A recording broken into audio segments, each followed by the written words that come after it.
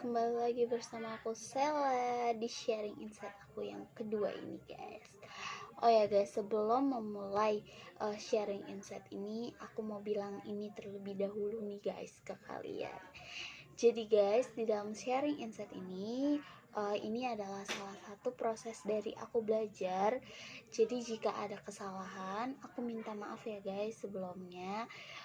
Oke, tanpa berlama-lama lagi, aku bakal sharing aja apa yang aku dapatkan di mata kuliah konseling humanistik.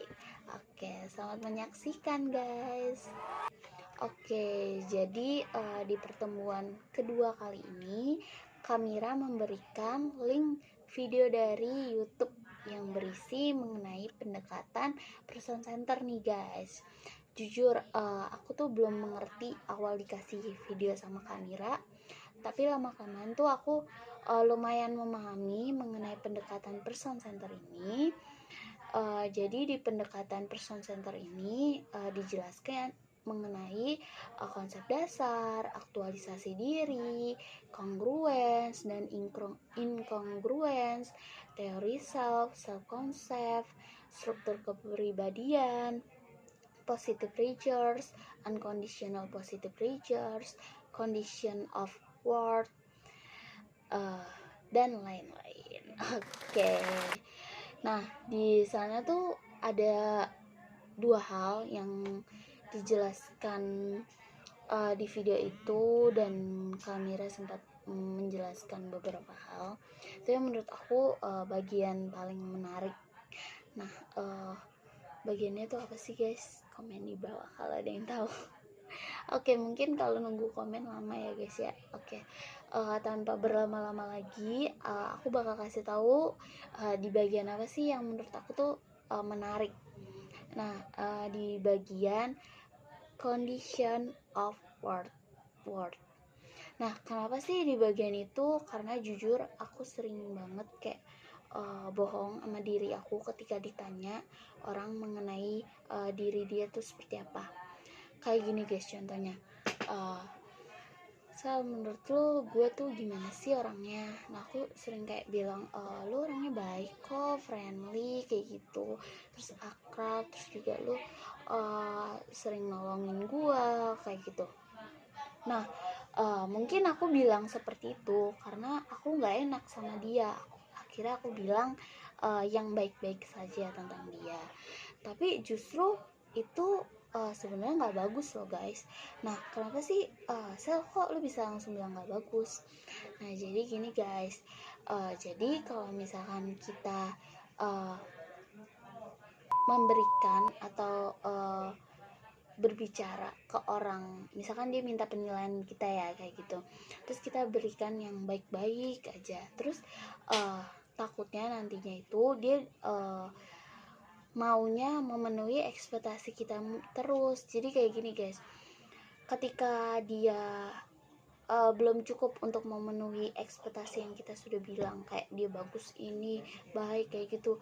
Nah, takutnya ntar dia mau lakukannya itu kalau dari hal yang baik, dia pengen bener kayak gitu, maksudnya dia orangnya misalkan rajin ya aku bilang, terus dia emang pengen belajar dan lain-lain sebagainya dengan usaha yang dalam artian yang bagus ya, maksudnya yang baik-baik aja gitu, belajar kayak gitu, nggak pakai nyontek.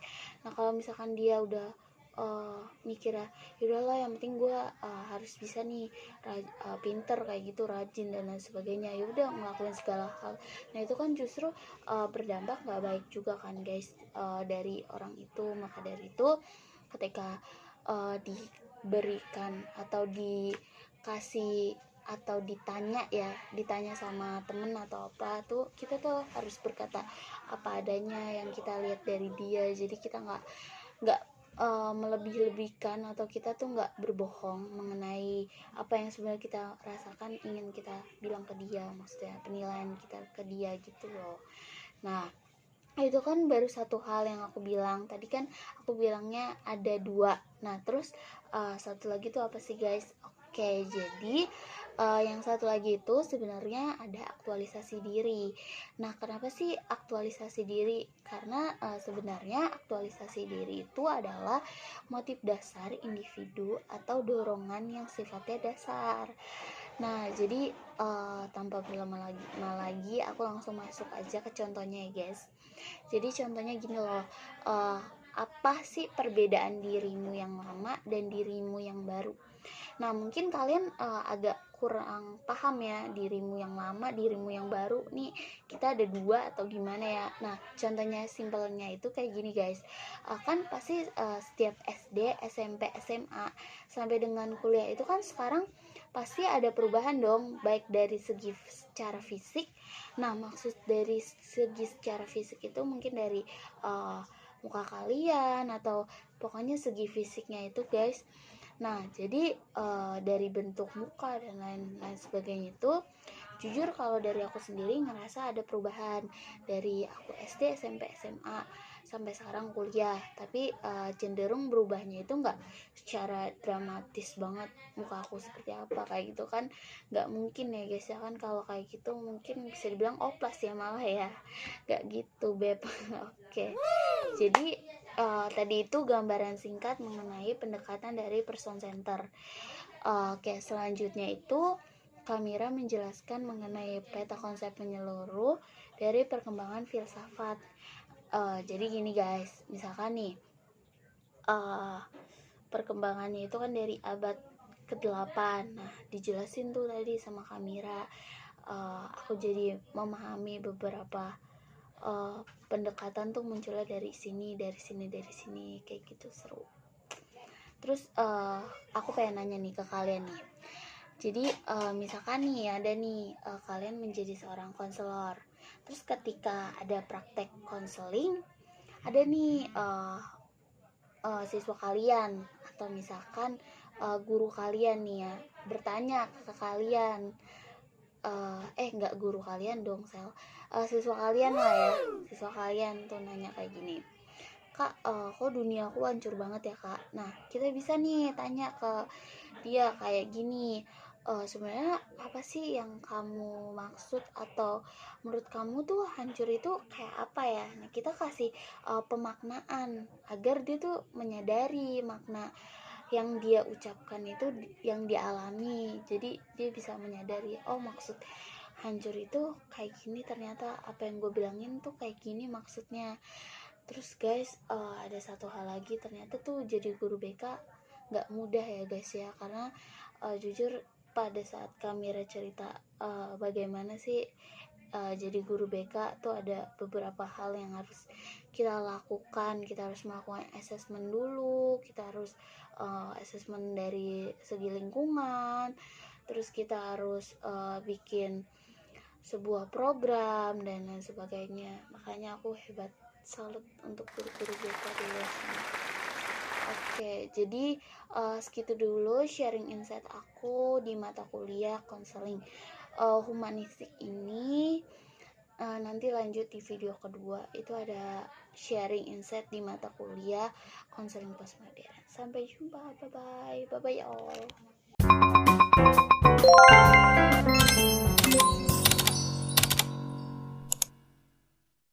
Halo guys, kembali lagi bersama aku Sela di sharing insight aku yang kedua. Oh ya guys, sebelum memulai sharing insight ini, aku mau bilang hal ini terlebih dahulu ke kalian. Jadi guys, di dalam sharing insight ini adalah salah satu proses dari aku belajar. Maka dari itu, jika ada kesalahan, aku minta maaf ya guys. Oke, tanpa berlama-lama lagi, aku bakal sharing apa aja yang aku dapatkan di mata kuliah konseling postmodern. Selamat menyaksikan. Oke, tadi Kamira sempat memberikan link video yang berisi mengenai pendekatan SVBC. Sebenarnya SVBC itu artinya apa sih guys? Oke, aku bantu jelasin ya guys. Jadi artinya itu Solution Focus Brief Counseling. Nah, ini tuh salah satu teknik pendekatan dari postmodern. Oh ya guys, sekedar info, dalam menghadapi masalah itu postmodern percaya individu dapat menyelesaikan masalahnya sendiri gitu guys.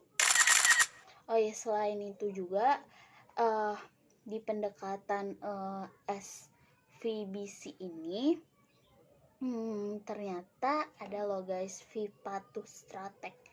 Nah, mungkin sebagian dari kalian yang bukan jurusan BK ataupun yang jurusan BK pasti agak asing, ini apa ya? Oke, jadi Vipatustrateg itu adalah filosofi, patologi, tujuan, strategi, dan teknik. Nah, sekarang kan kalian udah tahu nih arti dari Vipatustrateg. Nah, sekarang aku mau jelasin nih di SVBC itu Vipatustrateg itu apa aja sih? Mari. Oke guys, yang pertama kan pastinya V itu filosofi. Nah, filosofi dari SVBC ini, pendekatan SVBC didasari oleh suatu pandangan bahwa sejatinya kebenaran dan realitas bukanlah suatu yang bersifat absolut, namun realitas dan kebenaran itu dapat dikonstruksikan. Nah, itu untuk filosofinya. Untuk patologinya, adapun manusia yang memiliki pemikiran yang maladaptif atau sulit mempercayai kemampuan dirinya untuk menemukan solusinya. Dari tujuannya, mendorong konseli untuk terlibat dalam perubahan dan membicarakan solusi daripada membicarakan masalahnya. Jadi lebih ke solusinya ya guys. Untuk strateginya, konselor mengarahkan konseli ke masalah, dari masalah diarahkan kepada makna dan solusinya. Oke, kita lanjut ke yang terakhir, ada teknik. Nah, tekniknya itu ada pertanyaan pengecualian, exception question, pertanyaan kewajiban, miracle question, pertanyaan berskala, kayak misalkan 1 sampai 10, skalanya berapa? Itu namanya scaling question. Selanjutnya ada rumusan tugas sesi pertama, formula for session text. Selanjutnya ada umpan balik atau feedback. Nah guys, tadi kan aku udah bahas Vipatustrateg nih. Nah selanjutnya aku mau bahas nih mengenai perbedaan dari pendekatan postmodern dan modern. Nah kalau dari pendekatan modern sendiri itu, dia berfokus kepada mencari akar penyebab permasalahan konseli. Nah, sedangkan kalau untuk postmodern sendiri itu dia berfokus pada pemecahan masalah atau dalam kurung solusi yang menekankan pada kompetensi atau kekuatan dari konseli sendiri. Oke. Jadi tadi aku sudah jelaskan mengenai SVBC, mengenai perbedaan pendekatan. Nah, inti dari sharing insight ini tuh apa sih Sel sebenarnya?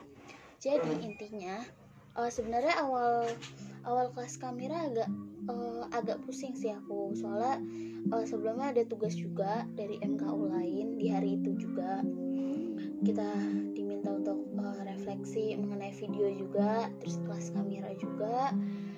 Di situ aku ngejar deadline banget untuk tugas dan untuk nonton video kamera. Jadi dua-duanya itu kepake, alat-alat di depan aku, alat-alat media, handphone dan laptop kepake. Di situ juga sempet laptop bermasalah, nge-lag. Di situ aku kayak capek, cuma aku tahu kalau misalkan hari ini tuh ada materi baru yang harus aku pahamin, karena kalau misalkan aku satu hal aja aku nggak paham tuh agak sulit untuk lanjut ke hal berikutnya. Akhirnya yaudah, aku pas kelas kamera berusaha memahami, dan puji Tuhannya aku menjelaskan apa yang tadi aku bilang ke kalian guys, sedikit cerita. Terus pas udah memahamin tuh kayak aku masih ngulang-ulang lagi video yang kamera kasih, video yang link YouTube dan video Zoom hari ini. Jadi kayak gitu guys, sedikit cerita sebelum buat sharing insight ini. Banyak banget kayak capek, lelah, tapi demi menghasilkan sharing insight yang bisa dibagikan ke kalian, aku tetap semangat. Oke guys, segitu aja sharing insight aku yang kedua ini di mata kuliah konseling postmodern, dan sharing insight aku yang pertama. sharing insight aku yang kedua di mata kuliah konseling humanistik ini. Oke, terima kasih guys yang sudah menonton videonya. Enjoy and stay healthy. Bye bye.